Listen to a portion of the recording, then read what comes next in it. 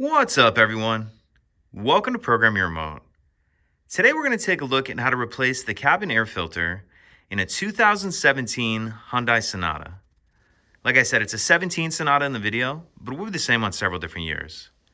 And I'll put a link in the description box of this video to where you can purchase these cabin air filters if you're in need. So our cabin air filter is going to be located behind the glove box. In order to get to it, we need to open the glove box. And if we take a look on the right-hand side, we see this dampening latch right here.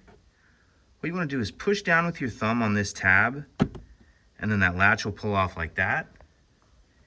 Now there's two stops that we need to remove, here and here, and these are just going to screw out of there counterclockwise. And when you get to the second one, it makes it easier if you push up on this glove box with your hand just a little bit to take the pressure off. Twist that out, and then once you get those two stops out, the glove box will come down like that. And now we can see the access door to the cabin filter right here. And there's this clip on the side that you need to push in, and then that allows that to come off. And now we can see our filter right here. And I don't have this replacement filter. I'm gonna have to come back to it. But one thing I did want to point out, and this is really just gonna depend on your filter, is this arrow right here. If yours just has an arrow like this one does, you want it installed with that arrow pointing up.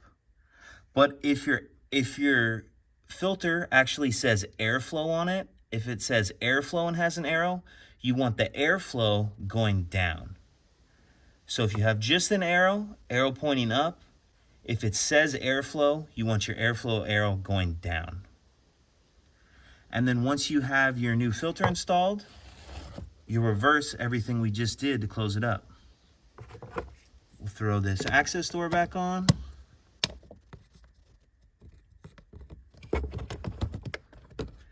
And then you just need to flip up the glove box, screw those two stops back in, and then don't forget to attach your dampening latch at the end.